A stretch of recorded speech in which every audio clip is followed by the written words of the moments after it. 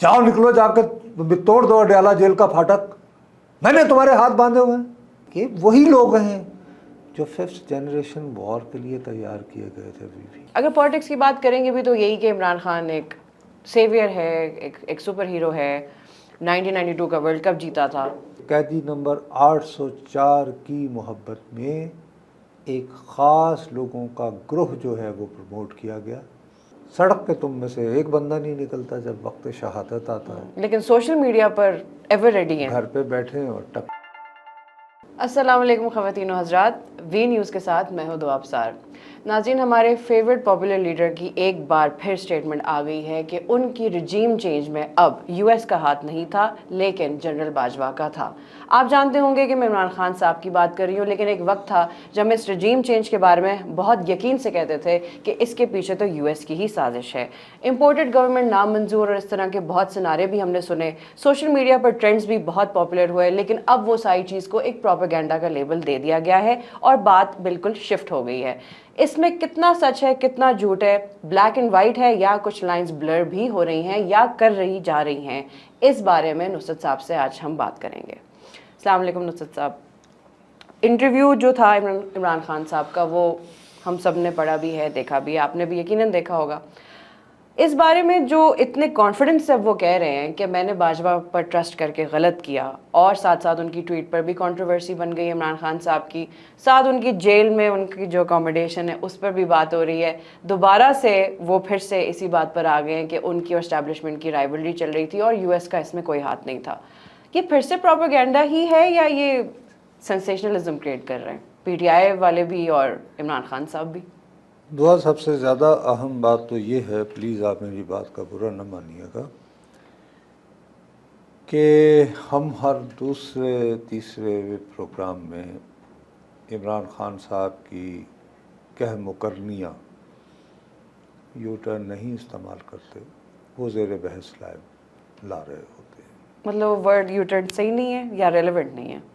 सवाल ये उठता है कि उनके जो मद्दाहीन हैं पेशावर से लेकर कराची तक, क्या उनको इस तजिए की ज़रूरत है?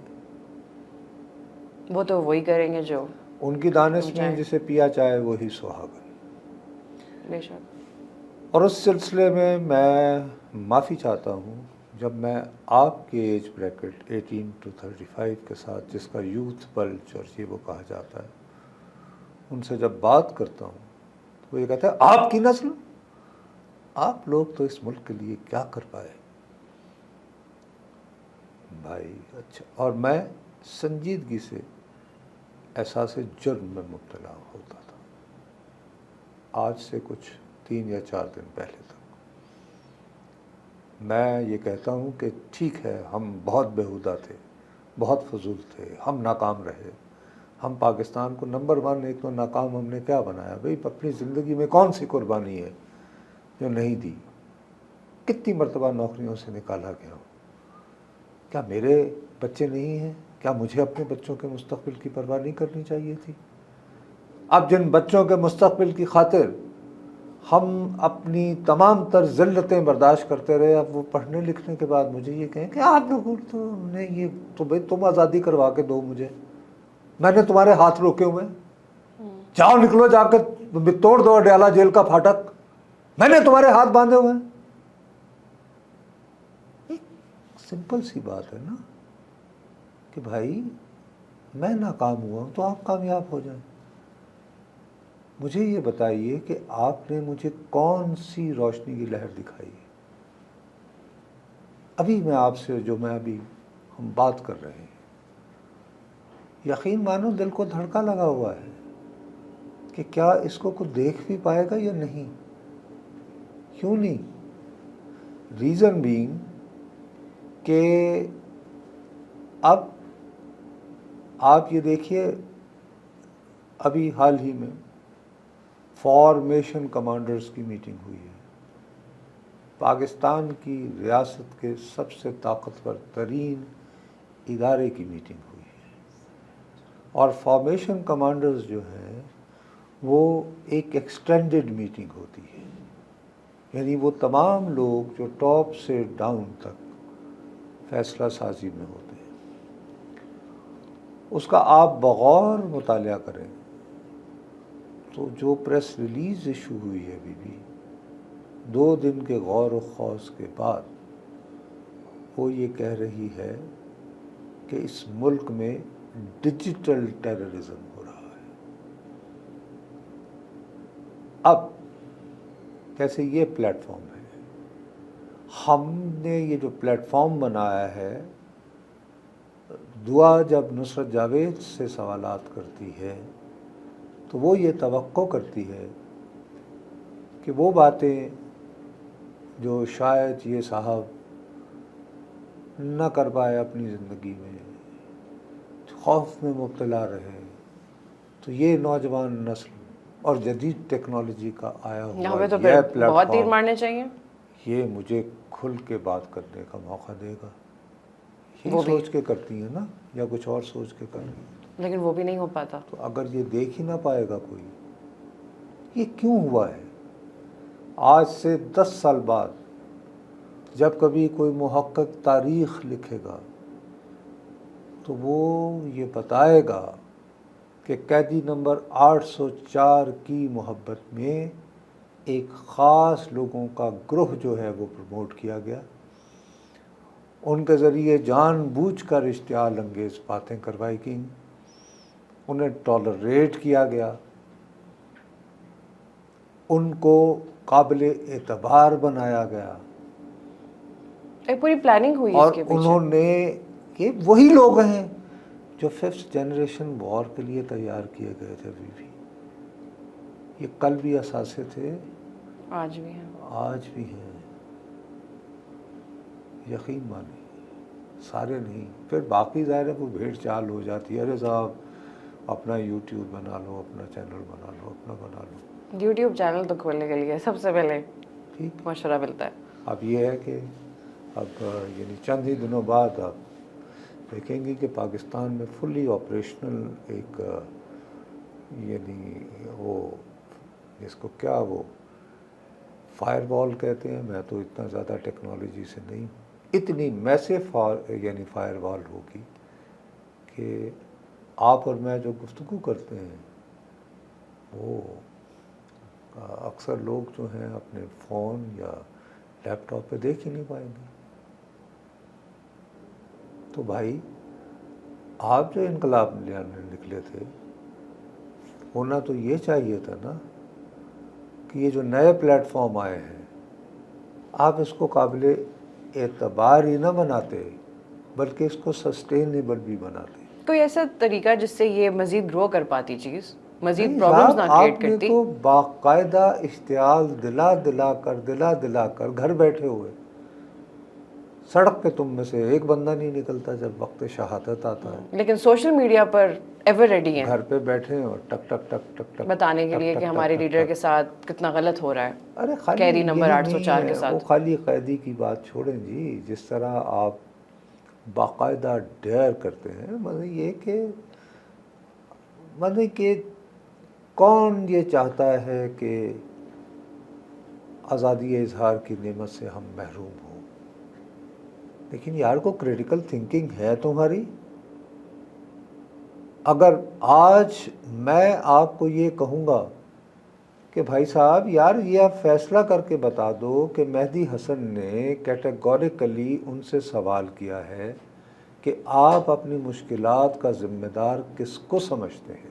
نے بات کلیئرلی کہہ دیا نہیں باجوہ بی کو۔ بی، اور اس وہ باقاعدہ وہ چوائسز دیتا ہے، جیسے آج کل تو آپ لوگوں کو کیا وہ جو سوال پوچھا جاتا ہے تو اے بی سی ملٹیپل چوائس۔ اس طرح کی دیتے ہیں نا، تو وہ سوال وہ کرتے ہیں کہ آپ اپنی مشکلات کا ذمہ دار کس کو سمجھتے ہیں، اور پھر وہ اے بی سی دیتا ہے، آپ کے سیاسی مخالفین، امریکہ یا پاک فوج۔ وہ جواباً کہتے ہیں کہ بہت سوچ بچار کے بعد میں اس نتیجے پر پہنچا ہوں کہ میرے خلاف ساری گیم جو ہے وہ جنرل باجوہ نے کی تھی۔ اچھا صاحب، تو وہ جو مجھے کہا گیا حقیقی آزادی اور سائفر، امپورٹڈ حکومت نامنظور، regime change, U S regime change, یہی سارے ہیش ڈاکٹر ٹیگز یوز ہوتے تھے۔ تو بھائی مجھے بتاؤ کیا یہ اس وقت درست تھے یا آج درست ہیں؟ اور ہم ان باتوں کو میں believe اگر کریں یہ ان سوال باتوں کو؟ اٹھاؤں گا تو کہیں گے یہ بڈھی نسل کے لوگ، کمپرومائز لوگ، لفافے، یہ تو بک چکے ہوئے بکاؤ مال. بند کرو یار، اس کو کیا سمجھو، ٹاؤٹ ہے. میں دعوے سے کہتا ہوں کہ اس وقت بھی اپنی تمام تر محدودات کے باوجود واقعتاً اگر آزادی اظہار کی کوئی لڑائی ہو اور اس کی کوئی قربانی دینی پڑے تو شاید میں کو مرنے کے لیے تیار ہوں گا.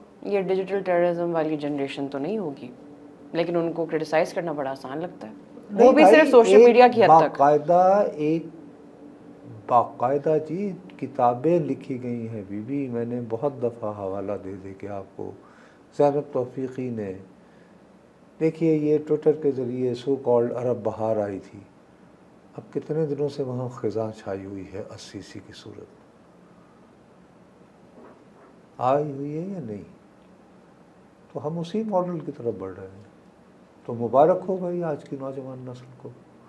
صاحب ہم جھوٹے تھے، ہم بکاؤ تھے، ہم بک گئے.